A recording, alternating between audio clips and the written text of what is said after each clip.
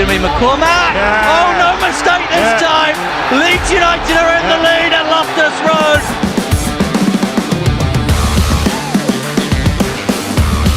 Chance for Piroe. That's the opening goal of the game.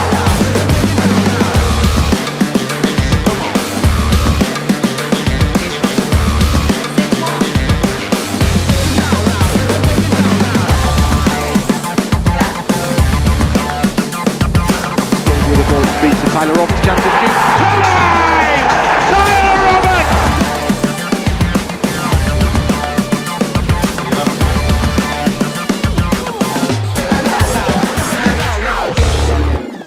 Back the tables.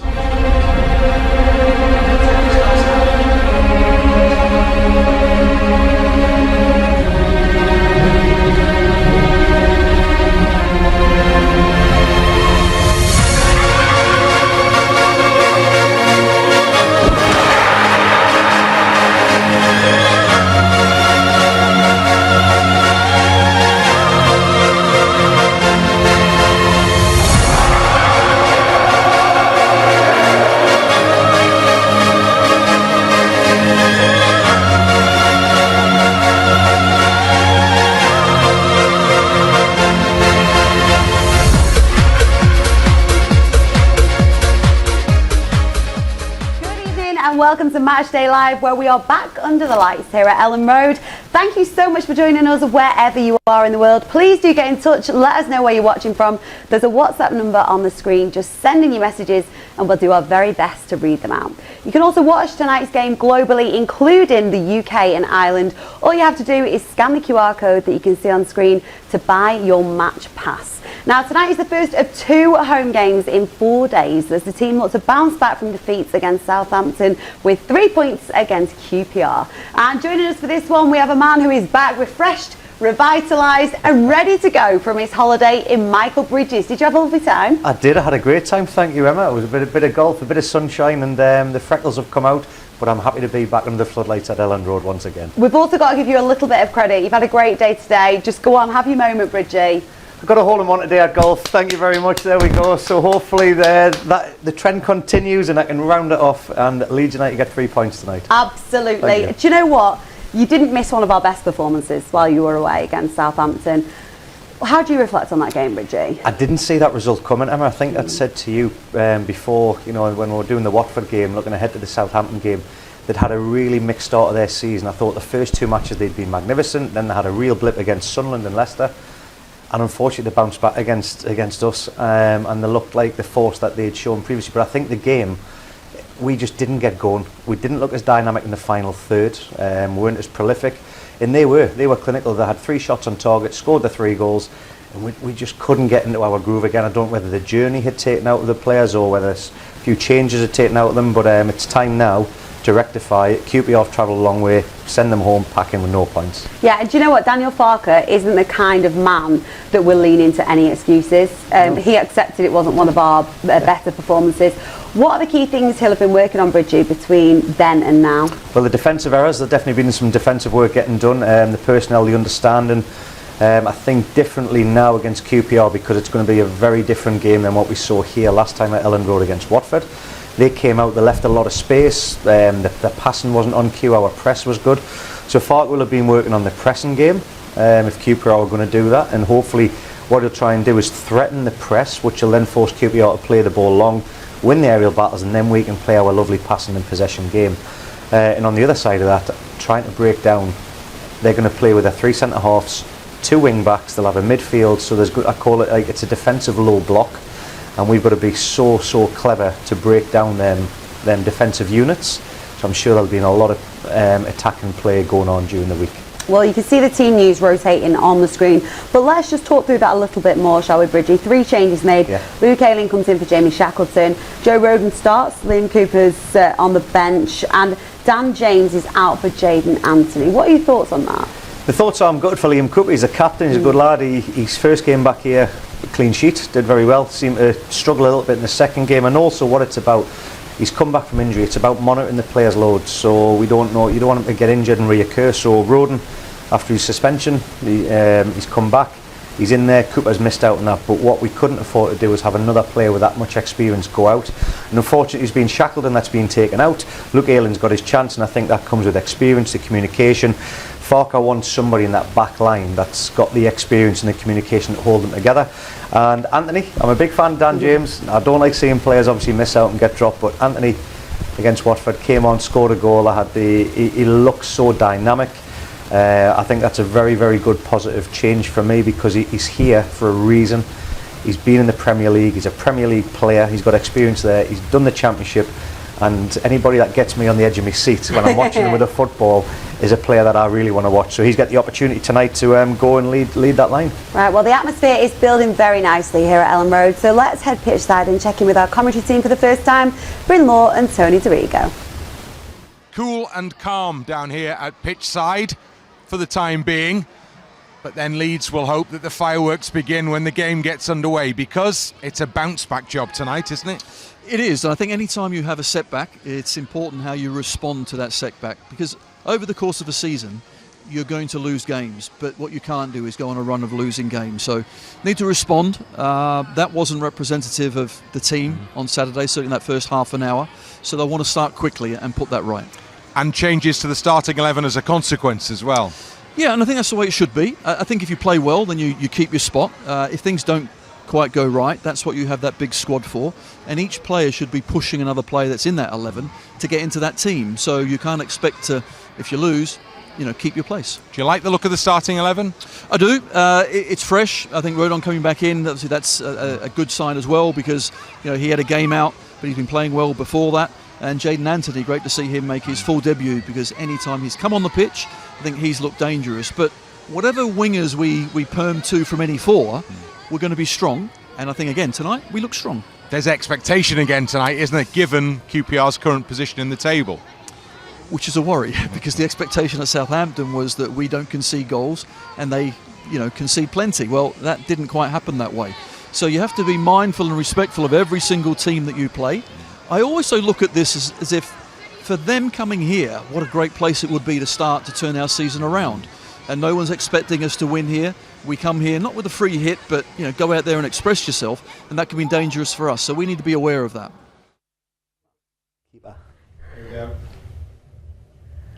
Good point that, isn't it, that Tony made there, Bridgie, about starting quickly. Yeah, you've got to, especially at home, and I think it's been a big question mark early on in the season. How we never really started the games well. We're always playing catch up, and then against Watford it was absolutely brilliant from the get-go. So I think the start, like Tony has said there, it is vitally important. Get the fans behind, the floodlights are on. Yeah. If you don't want to come out and perform in this occasion, the atmosphere can get to certain players, don't get us wrong when you come out, but when as soon as that whistle goes, we've got to be in their faces and trying to really, really get this crowd behind us. Well, look, we know that QPR's away form has actually been better this season. Yeah. We'll talk about that shortly. But for us, how crucial is home form going to be this season? Home form is vital in the Championship. I mean, there's a lot of games. And I think what else Tony said there, bounce back ability, the word, getting back onto the winning streak as quick as you can. You don't want to start getting into this rut again. So nothing better after a loss than having a home game. And then that fortress mentality comes in. And like you say, Daniel Farke, I loved his comments a few weeks ago. Ellen Road feels like my living room and my lounge. It is our living room. Well, it is. It's lovely here, you know what I mean? I like hearing a manager say that, because he feels settled. He knows that he's got the fans behind him. He knows that the players have been reacting to it, and it all comes because of the style of play that we have seen at Elland Road. So, like you say, it plays a valuable part. It has been frustrating as well at times, though, with teams coming and defending deep. How do we get around that, Bridgie? You get around it by, as I said, working on patterns of play in the final third, and what you do that in training.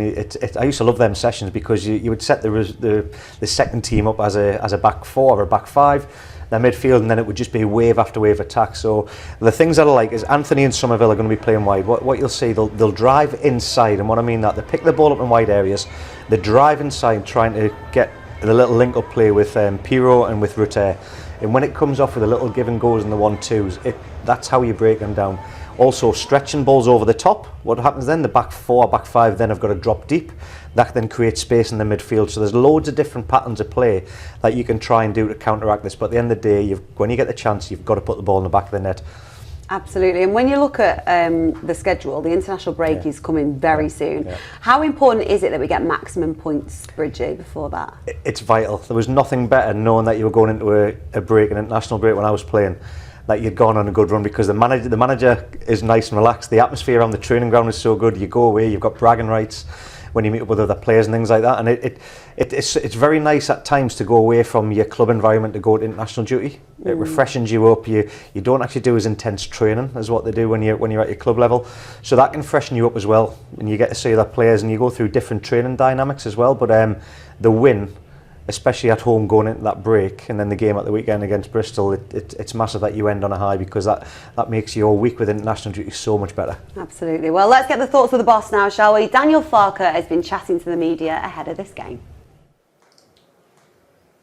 Yes, we want to win the points. Obviously, you take everything into account. So the performances in the last games, especially obviously the performance in the last game, what happens on the training pitch.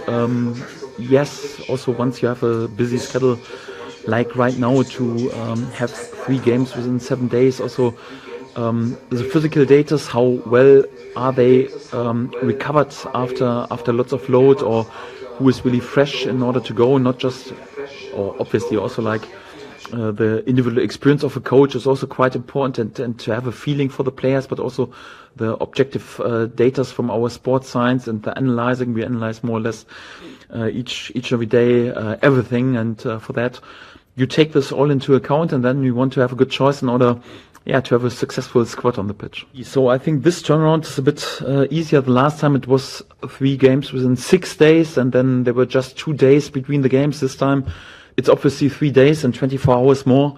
Help a lot. We had also an early kickoff on Saturday, and then on Sunday, and then to play just more or less like in the evening. It should be much easier than the last turnaround. So I would be a bit more concerned about the next turnaround, more like the evening game on Wednesday and then Saturday.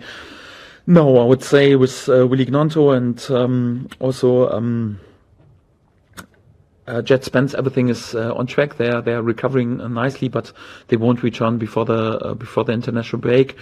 With Junior Firpo, he will also just be back in team training in the on the other side of the international break, so no chance for him to come back.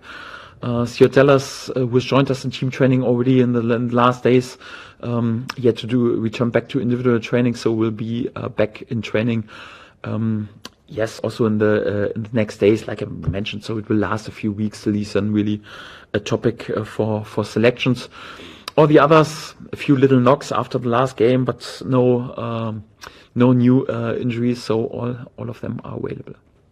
It's exactly the key to stay balanced. To on the one side to prepare our offensive actions and don't force it too much, because otherwise you play in their cards. If you have produced one loss of the ball after another because you're too greedy, then you will be frustrated, and then you will also concede counters. So it's important that we stay patient, that we prepare, that we make them shift and make them run and make them work. And it's quite often in such type of games that you have to be relentless and have to prepare and exhaust them physically and mentally in the beginning, and then to take your chance in the second half, a bit like we would have done in our last home game, where it was also quite similar, and then we opened them up after investing so much in the first 60 minutes and scored 3 goals in the last third of the game.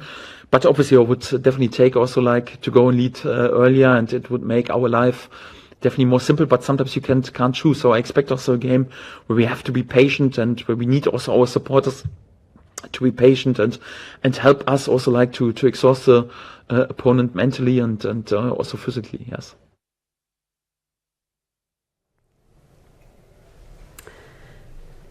Bridgie, it's obvious that Southampton loss hurt him, and he talks about taking lessons from that. But the lessons that he takes, he talks in such depth about it, about what he's working on. So he's not just saying this, it's not just a throwaway line, is it? I'm probably doing me and you about work here. I could listen to that man all day long. He gives so much away. Do you know what I mean? Like he gives so much information. I love it. So what he's saying there, he doesn't mind speaking his mind. You said that he knows he was hurt by it. He obviously was critical of a couple of the performances from the players. You don't mind that when it's called accountability, so you can understand that. But what I love is the data aspect. He's been in the division before with Norwich. He knows how intense it is. Back in my day when I played, there was a lot of games I was going into when I felt underdone, and what I mean, like I wasn't prepared for that game because I was feeling it from the game before. We didn't have the stats and the analysis that is going on now, so I was never going to flag it because I'd lose my place. Whereas now with all the monitoring, he's talking about the data, the stats, how you're going to monitor it. You can't hide. The urine samples, the tests, the data stuff, it's all done for a reason. So You'd be screwed now. I would be screwed. I would be. So it's that's great to hear. And then the other side of it is obviously he's talking about the bounce back and how we've got to get back on the front foot. And what we're going to have to do to break down this defence. Bridgie, just got a few texts coming through here Yes. on WhatsApp number saying, Bridgie is right, get him off and bring Daniel Farke in. We would rather hear him speak. Brilliant, was that my wife? How easy or how difficult really is it to keep all the players happy? You know, we was talking about those who are starting, those who are injured, those who aren't starting. When you've got, you know, a near on fully fit squad, it must be quite difficult. I'd say that's probably one of the toughest things in management, if not in life in general. Whoever's in a run of a business, an organisation, you're always trying to keep your staff and your people happy inside that environment. And I think that's one of the biggest things that I see. The top managers know how to manage. They know how to handle a group of players that are not playing and mentor them and manage them. And you also got to have a style of player. This guy ticks all the boxes, and he's got the history and pedigree to show. He's got out the championship before, so I'm sticking with him. I've seen other managers in the past. I was here with Piroe at Sunderland when he got the job, and he was very hard to handle. The likes of Harry Kewell, Mark Vidukas when they weren't playing, and you can lose the dressing room within moments. He hasn't. His players are in the smile. The staff are smiling behind the scenes, and as long as that is the main job that he has to do to manufacture that. Do you think part of that is because he's honest as well? Yeah, there's not many managers I came across that were honest. Sir Bobby Robson was probably the most honest manager to me. When you weren't playing, he'd tell you why you weren't playing. He wouldn't fill you with a load of rubbish. He would tell you what you've got to do to improve. His door was always open, and I think they're the ones that you respect more because you're thinking, right, they care about me. And if your form was down, also they talk about, is there anything that's going on outside of football? Yeah. Like, how's your personal life going? Was there anything that can help you there? So I'm sure like Daniel's got that all covered. He's a relationship builder, and that's why I'm really chuffed that he is our manager. Absolutely. Well, it was Team Photo Day last week over at Thorpe Arch, and Leeds Children's Charity at Lineham Farm paid them a special visit.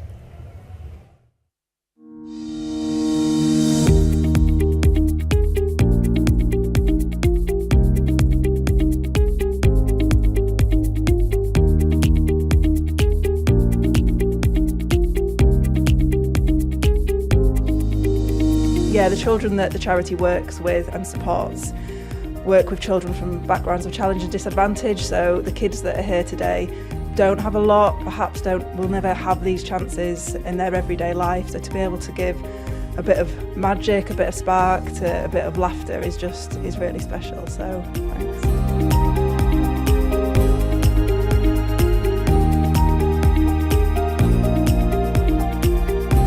Oh, it's been absolutely amazing, and it's been incredible for the children to be part of. Just seeing the smiles on the faces, and even walking out of the car through the reception they were so giddy. They were like, I can't believe we're here. As the players were started to walk out into the training ground, they're like, hi, hi, hi, with loads of waves and loads of smiles back. So it's been really, really special. Georgina over there. Oh yeah.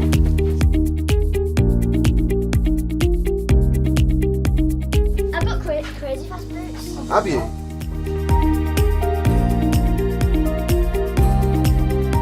I like that one. What size are these? So that's Sam Byron. I think the children will remember this for the rest of their lives. There weren't any other children there today to be able to experience such a great opportunity, so I think this is definitely one for the memory books. There was loads of signatures as well going around with the t-shirts, and I'm sure we'll get it printed out and it'll be up on their walls forever for many years to come.